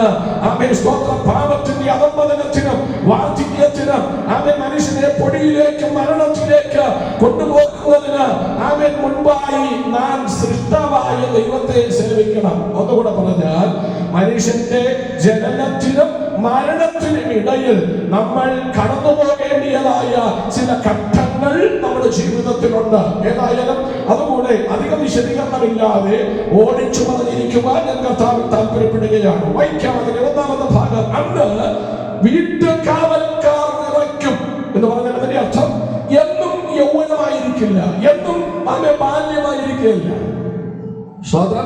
എന്നും ചെറുപ്പക്കാരായിരിക്കുകയില്ല. മനസ്സിലാക്കുന്നുണ്ടോ?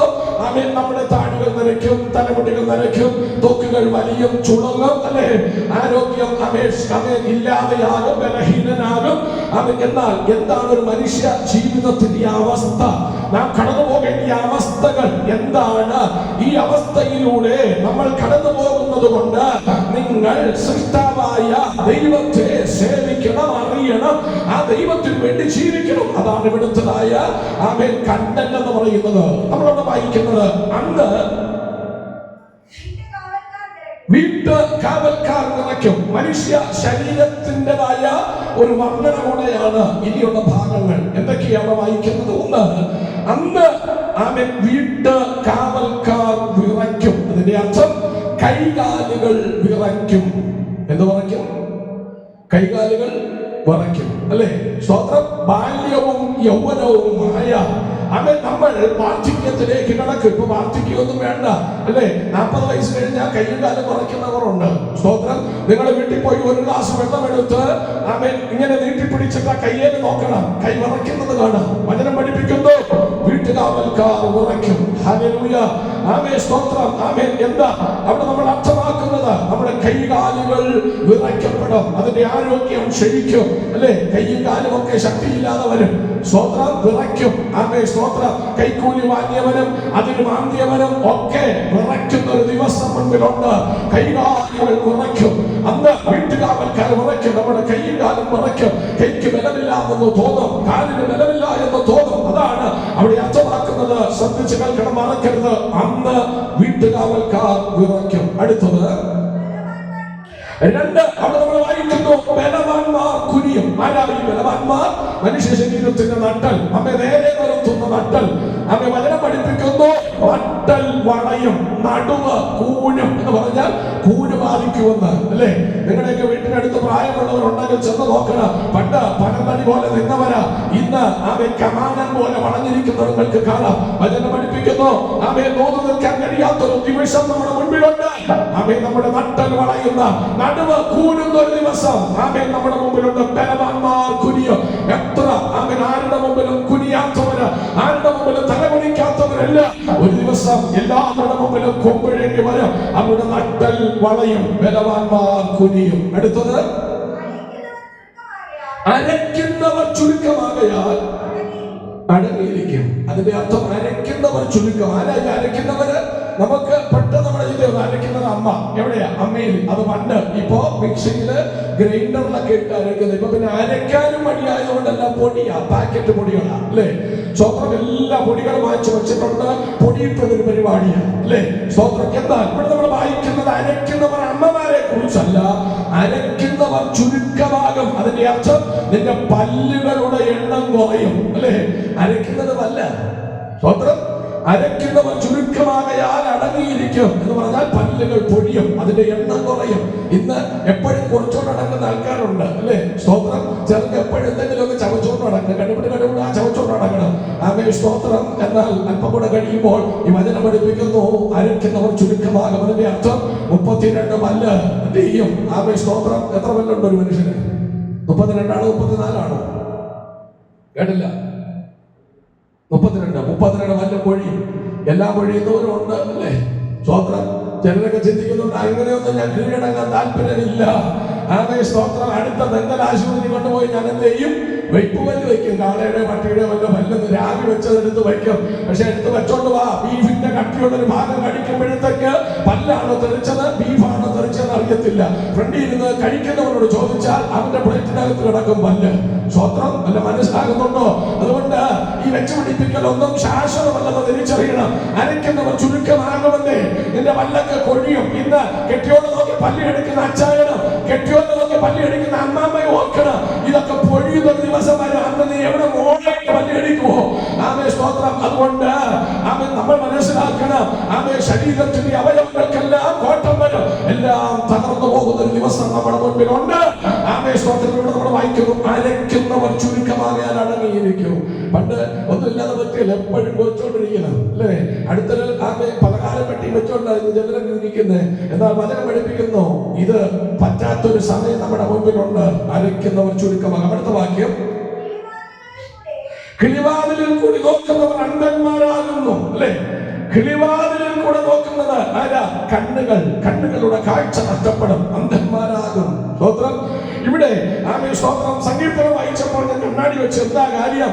ആമേൻ സ്തോത്രം 2 കൊല്ലം മുമ്പുള്ള കാഴ്ച എനിക്ക് ഇപ്പോഴില്ല. കാരണം ആമേൻ പ്രായം കഴിയുന്നതിനനുസരിച്ച് നമ്മുടെ കാഴ്ചകൾ നഷ്ടപ്പെടും. ഇവിടെ നമ്മൾ വായിക്കുന്നു, ആമേൻ സ്തോത്രം കിളിവാതിലിൽ കൂടെ നോക്കുന്നവർ അന്ധന്മാരാകും, കാഴ്ചകൾ നഷ്ടപ്പെടും. ഇന്ന് ഒളിഞ്ഞു നോക്കുന്നവർക്ക് പിന്നെ ഒളിഞ്ഞു നോക്കാൻ പറ്റാതെ വരും. മനസ്സിലാകുന്നുണ്ട് നിങ്ങൾക്ക്? സ്വോത്രം. ചിലരൊക്കെ ഒന്ന് ഒളിഞ്ഞു നോക്കാറുണ്ട്.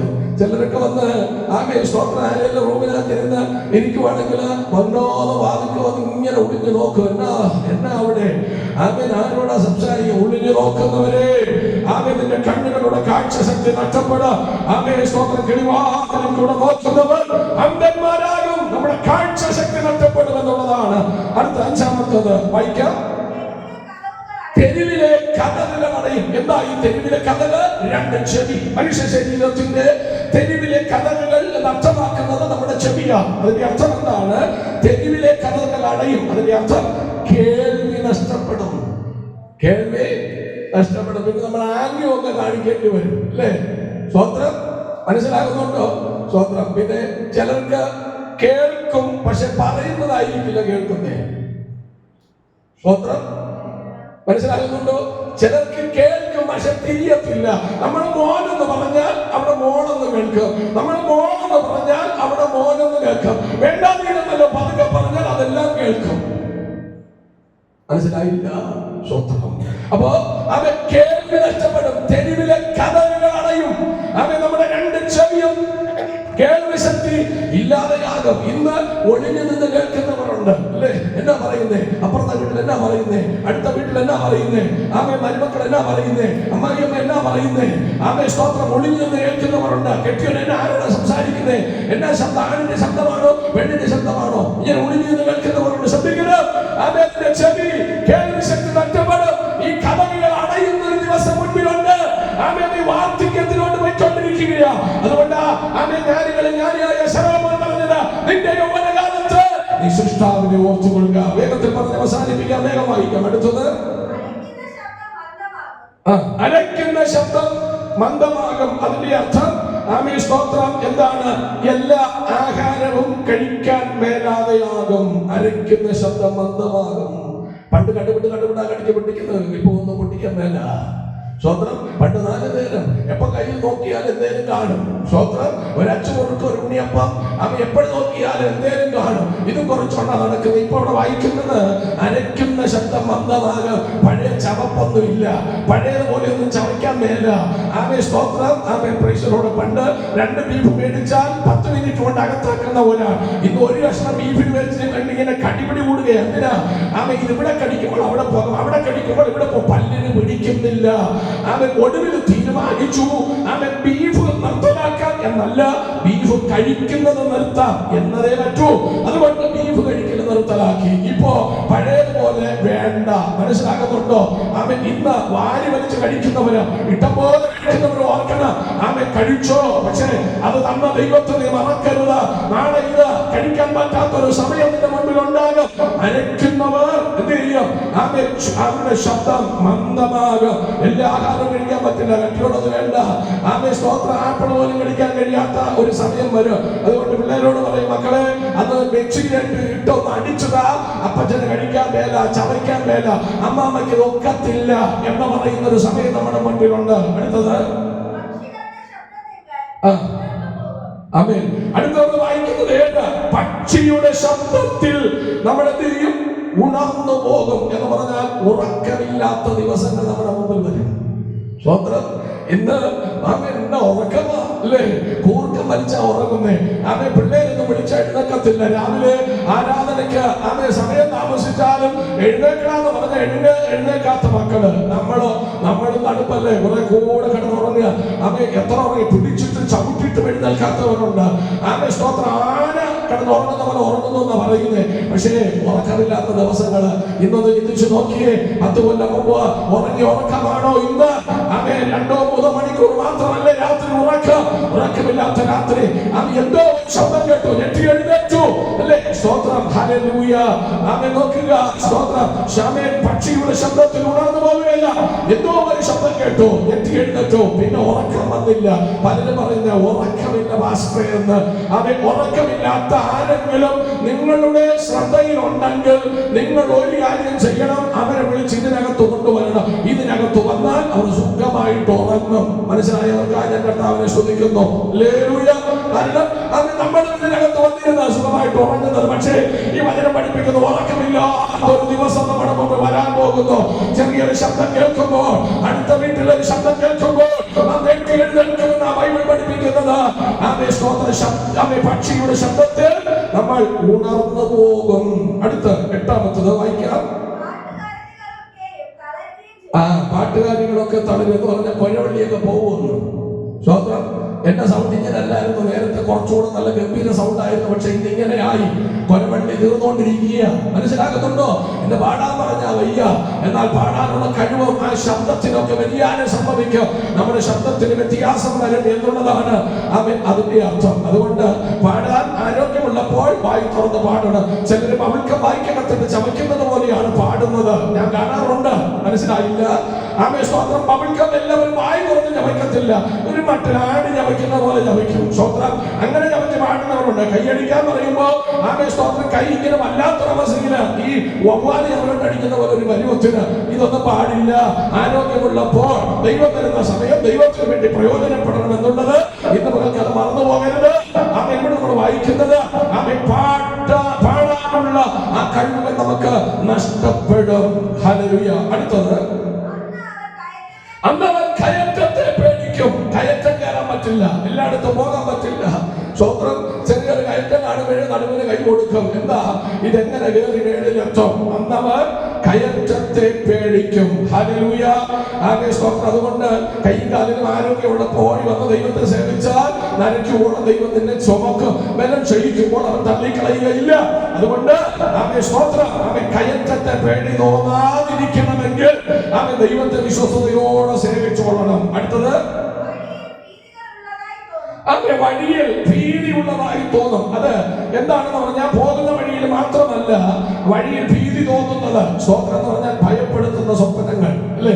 സ്വപ്നം. ചില സ്വപ്നങ്ങളൊക്കെ കണ്ടു കഴിഞ്ഞാൽ അന്ന് രാത്രി നമ്മൾ ഉറങ്ങുകയില്ല. എന്താ? ഭീതി, എന്തോ ഭയം അല്ലേ? സ്വപ്നം. അവൻ ഇവിടെ നമ്മൾ അത് വായിക്കുന്നുണ്ട്. എന്താ വായിക്കുന്ന? ഭീതി ഉള്ളതായി തോന്നും. ദുർസ്വപ്നങ്ങൾ കണ്ട് പേടിക്കും അല്ലേ? സ്വപ്നം. ദുർസ്വപ്നങ്ങൾ, ഭയപ്പെടുത്തുന്ന സ്വപ്നങ്ങൾ. ആമേ സ്തോത്രം. നടന്നു പോകുമ്പോൾ കരിയിലെ അടങ്ങിയാൽ മതി, ഭീതി തോന്നും, ഭയം തോന്നുന്ന ഒരു ദിവസം മുൻപിലുണ്ട്. അടുത്തതായി 11-ാമത്തത്, ബദാവൃക്ഷം പൂക്കും. എന്താ ബദാവൃക്ഷം? തലമുടി. അതിന്റെ അർത്ഥം തലമുടി വെളുക്കും. ശ്രദ്ധിക്കുന്നുണ്ടോ നിങ്ങള്? തലമുടി വെളുക്കും. ബദാവൃക്ഷം പൂക്കും. നമ്മൾ എത്ര ഡൈ അടിച്ചാലും അതിന്റെ അത് നോക്കുമ്പോൾ വെളുത്തിരിക്കും. അതാണ് പ്രത്യേകത. ബദാവൃക്ഷം പൂക്കും. നമ്മുടെ തലമുടി പൂക്കും. ഇന്ന് ആമേ സ്തോത്രം പിന്നെ ഇടുന്നു, പിന്നാതെ ഇടുന്നു. സ്തോത്രം. പള്ളിയിൽ വന്നാൽ എങ്ങനെ തലമുടി കെട്ടണമെന്ന് അറിയത്തില്ല. സ്തോത്രം. സ്തോത്രം. പിന്നെയൊക്കെ ഇട്ട് ഒരു പരുവത്തിന് അവർ അങ്ങനൊന്നും പാടില്ല. സഭയ്ക്കകത്ത് വരുമ്പോൾ വട്ടം കെട്ടി ആമേ സ്തോത്രം. അത് ഭാര്യ ആയിരുന്നാലും കൊള്ളാം, മക്കളായാലും കൊള്ളാം, വിശ്വാസിയായാലും കൊള്ളാം. തലമുടിയൊക്കെ ഒതുക്കി പറക്കി വേണം. കല്യാണത്തിന് കെട്ടുന്ന കെട്ടറിയാമല്ലോ. അതുപോലെ വട്ടം കെട്ടി വേണം. ആമേ മൂടുപടയിട്ട് വരാം. സ്തോത്രം. ആമേ ഈ തലമുടിയൊക്കെ വെളുക്കും. പാട്ടുകാരൻ പാടി, പിന്നെ കെട്ടിയിടുന്ന ഓമന മുടികൾ വെണ്മയായി മാറിടുമേ. പിന്നെ കെട്ടിയിടുന്ന ഓമന മുടികൾ വെണ്മയായി മാറിടുമേ. മുഖത്തില് കുഴി വീഴുന്ന അഴകെല്ലാം പോയി നീ തപ്പി നടന്നിടുമേ. മനസ്സിലായോ? പിന്നെ കെട്ടിയിടുന്ന ഓമന മുടികളെല്ലാം വെണ്ണയായി മാറും. സ്വത്രം. പണ്ട് ആകെ ചിലർ പറയുന്ന അഭിമാനത്തോടെ പറയും, ഇങ്ങനൊന്നും അല്ലായിരുന്നു പെങ്ങളെ. എന്റെ മുടിയെന്ന് പറഞ്ഞാ അവന്റെ താഴെ അറ്റം വരെ കിടന്നതാ. ആമേ സ്തോത്രം. അഴിച്ചിട്ട നിലത്ത് കിടന്ന് ഇഴയും. അതിനെന്നാ ഇപ്പോഴും അഴിച്ചിട്ട നിലത്താ കിടക്കുന്നത്. തിരുപ്പനെന്നേ ഉള്ളൂ. സ്തോത്രം. മനസ്സിലായവർക്കാ ഞാൻ കർത്താവിനെ സ്തുതിക്കുന്നു. അപ്പൊ മുടികൾക്കെല്ലാം നല്ല വ്യത്യാസം വരും. ആമേ കഴിഞ്ഞ ദിവസം ഒരു ചെറുക്കനെ കണ്ടപ്പോൾ ചുവന്നിരിക്കുക മുടികളല്ല. ഇവിടെ ഇരിക്കുന്ന പിള്ളേർക്ക് ഒരു മോഹം തോന്നും. ലോകത്തിന്റെ പോക്ക് അങ്ങനെയാ. ഒന്ന് ചെവപ്പിച്ചാൽ കൊള്ളാം, ഒന്ന് മഞ്ഞിപ്പിച്ചാൽ കൊള്ളാം, ഒന്ന് വെള്ളയടിച്ചാൽ കൊള്ളാം. മൈക്ക് ഭാഷ ചെയ്യുന്നത് ഇതൊന്നും നടക്കത്തില്ലെന്ന ഈ പുസ്തകം പഠിപ്പിക്കുന്നത്. ആമേ സ്തോത്രത്തിന്റെ മുഖത്തെ ആ അഴകെല്ലാം പോകും. ആമേ മുഖത്ത് കുഴി വീഴും. നീ അവിടെ കിടന്നത് അപ്പഴയാ. ആമേ സ്തോത്രം. പറഞ്ഞ അമ്മച്ചിമാരെ തപ്പുന്നത് ഇതുപോലെ നീ തപ്പുന്ന ഒരു കാലം നിന്റെ മുൻപിലുണ്ട്. ഇവിടെ വെച്ചോ എവിടെ വെച്ചോ ഓർമ്മയില്ല. അവൻ ഇവിടെ വെച്ച പൈസ ഇവിടെയാണോ വെച്ചത്? അവനെ അടിയുണ്ടാക്കിയവർ വരെ ഉണ്ട്. അവൻ കാരണം അവര് മറന്നുപോയി എവിടെയാ വെച്ചതെന്ന്. അവൻ സ്തോത്രം വെച്ച പൈസ കാണാത്തത് കൊണ്ട് അവന്റെ മരുമക്കൾ എടുത്തോണ്ട് പോയെന്ന് പറഞ്ഞ അടി. മക്കളെ പറയാൻ പറ്റില്ലല്ലോ, അതുകൊണ്ട് മരുമക്കൾ എടുത്തോണ്ട് പോയെന്ന് പറഞ്ഞ അടിയുണ്ടാക്കിയ അമ്മമാരുണ്ട്. എന്താ സംഭവം? അവരെടുത്തിട്ടില്ല, ഓർമ്മശക്തി നഷ്ടപ്പെട്ടു. അതുകൊണ്ട് അവൻ കുട്ടിക്കൂറ പൗഡറും അവൻ സാധാരണ പോൺസിന്റെ ക്രീമും ഔയാന ക്രീമും ഒക്കെ തേച്ച് പിടിപ്പിച്ച് മുഖത്ത് പുട്ടിയൊക്കെ ഇട്ട് അലങ്കാരമാ ലിപ്റ്റിക്കും തേച്ച് കരിയോയിൽ പഠിച്ച് അവൻ കണ്ടാൽ ഒരു ലോക രൂപത്തില് നിന്റെ ശരീരത്തെ നീ മേക്കപ്പെട്ട് കൊണ്ട് നടന്നാലും അവൻ 6 അടി മണ്ണിനകത്ത് ഒരു ദിവസം നിന്നെ ചവിട്ടി ഒതുക്കുക. അവൻ ഉറക്കുന്നത് വരെ ചവിട്ടുന്ന ഒരു ദിവസം മുൻപിലുണ്ട്. അതുകൊണ്ട് യൗവനക്കാരാ, നിന്റെ യൗവനകാലം മറക്കരുത്. നിന്റെ ശ്രീകാവിനെ ഓർത്ത് ജീവിക്കുക. ഇന്ന് മകൾക്കാലം കടന്നു പോകരുത്. അവൻ കരങ്ങളെ ഉയർത്തി സ്വാഗതം ചെയ്യുക. അവൻ വേഗത്തിൽ വായിക്കാമ്പോൾ ബദാവൃക്ഷം മൂക്ക് തലമുടി വെളുക്കും. അടുത്തത് അവൻ അടുത്തത് തുള്ളൻ എഴഞ്ഞ് നടക്കും. എഴഞ്ഞ് അവൻ ചിലരെ കണ്ടിട്ടുണ്ടോ? താഴെ ഇരുന്ന് കഴിഞ്ഞാൽ എഴുന്നേക്കാൻ പെടുന്ന പാട് പെടാപ്പാടല്ലേ. സ്വത്രം സ്വത്രം അവൻ കയറ് കെട്ടി നമ്മൾ കണ്ടു കഴിഞ്ഞ പാവം തോന്നും. കയറ് കെട്ടി നോക്കിട്ട് കൊടുക്കാൻ തോന്നും. കെട്ടി തൂങ്ങി എഴുന്നേക്കാൻ. ചിലര് തറയിലിരുന്ന് ചാപ്പാട് അടിച്ച് ഊപ്പാട് വന്നായിരിക്കുന്ന എഴുന്നേക്കാൻ വേണ്ട. സ്വത്രം അവൻ അവിടെ കിടന്ന് പരതുകയാ. അവൻ സ്വത്രം 4 പാ ഒന്നിച്ച് പരതിയാ എഴുന്നേക്കുന്നേ. എന്താ വായിക്കുന്നത്? തുള്ളൻ ഇഴയും തുള്ളരഴയും. സ്വത്രം അവൻ ഇഴഞ്ഞ് ഒരു പരിവമായിട്ടാ എഴുന്നേക്കുന്നത്. അതോടെ തീർന്നില്ല. അവൻ ഇപ്പോ എല്ലാവരുടെ വീട്ടിലും അവൻ സ്വത്രം ഇത്ര നീളമുള്ള ഒരു കമ്പിയില് ചെറിയ കനകുറഞ്ഞ പൈപ്പില് ഒരു കൈ പോലത്തെ ഒരു സാധനം കണ്ടിട്ടുണ്ടോ നിങ്ങള്? 20-30 രൂപയാണ് അല്ലേ? സ്വത്രം എന്തിനാ മാറ്റി വെച്ചിരിക്കുന്നത്? മുതുകൊക്കെ ഒന്ന് ചൊറിയാൻ വേണ്ടി. എന്താ ചൊറിയുന്നേ? ഒന്നുമില്ലേ, ചുമ്മാതിരിക്കുമ്പോ ഒരു തോന്നല് എന്നതാ അവിടെ കൂടെ എന്തോ ഊന്ന് പോകുന്നത് പോലെ. ഇതെന്തോ ചൊരിപ്പിടി. ആ പിള്ളേരൊന്നും വിളിച്ചാൽ വരില്ല. അതുകൊണ്ട് നമ്മൾ തന്നെ സ്വയം ഇത് മേടിച്ചു വെച്ചിട്ടുണ്ട്. എന്താ കാര്യം? നമുക്ക് തോന്നുന്നു അതുവഴി എന്തോ ഇഴയുന്നു, ഇതുവഴി എന്തോ ഇഴയുന്നു. ഒന്നുമില്ലെന്നേ. ഊരുന്നത് ഒന്നുമല്ല. വചനം പഠിപ്പിക്കുന്നു. സ്തോത്രം തുള്ളറിഴയുന്ന ഒരു സമയം നമ്മുടെ മുമ്പിലുണ്ട്. അടുത്തത് വേഗം വായിക്കാം. രോചനക്കുരു ഫലിക്കാതെ വരും. എന്താ ഈ രോചനക്കുരു? ബൈബിൾ പഠിപ്പിക്കുന്നു. ഒരു പ്രായം കഴിഞ്ഞാൽ, ഒരു സമയം കഴിഞ്ഞാൽ, യൗവനം കഴിഞ്ഞാൽ രോചനക്കുരു ഫലിക്കാതെ വരും. അതിന്റെ അർത്ഥം മരുന്നുകളൊന്നും ഏൽക്കാതെ വരും, ഫലിക്കാതെ വരും. മനസ്സിലാക്കുന്നുണ്ടോ? സ്വത്രം ചിലരൊക്കെ പറഞ്ഞു. ഞാനും എന്റെ അനുഭവത്തിൽ നിന്ന് പറയാം. പണ്ടൊക്കെ എനിക്ക് മൈഗ്രീന്റെ തലവേദന ഉള്ളതുകൊണ്ട് സ്തോത്രം ഈ 2 രൂപയ്ക്ക് കിട്ടുന്ന പച്ചക്കവറിലൊരു സ്തോത്രം പെയിൻ കില്ലർ ഉണ്ട്. അത് വാങ്ങിച്ച് ഒരു പകുതി കഴിക്കുമ്പോൾ തന്നെ ഒരു 2-3 മിനിറ്റ് കഴിയുമ്പോൾ പിടിച്ചു നിർത്തിയതുപോലെ അങ്ങ് മാറും. കുറച്ചു ദിവസം കഴിഞ്ഞപ്പോ പകുതി കഴിച്ചിട്ട് പറ്റത്തില്ല, 1 കഴിക്കണം. ഇപ്പൊ 1 കഴിച്ചാലും പറ്റില്ല, ഒരു 2 കഴിക്കണം. ഇനി കുറച്ചു ദിവസം കൂടെ കഴിയുമ്പോൾ വയറ് നിറച്ച് കഴിക്കേണ്ടി വരും തലവേദന മാറണമെങ്കിൽ. ഞാൻ പറഞ്ഞത് രോചനക്കുരു ഫലിക്കാതെ വരും. സ്തോത്രം പണ്ട് കഴിച്ച മരുന്ന് ശരീരത്തിന് ഏൽക്കാതെ വരും. അവസാനം ഡോക്ടർ പറയും മരുന്നിനോട് പ്രതികരിക്കുന്നില്ല.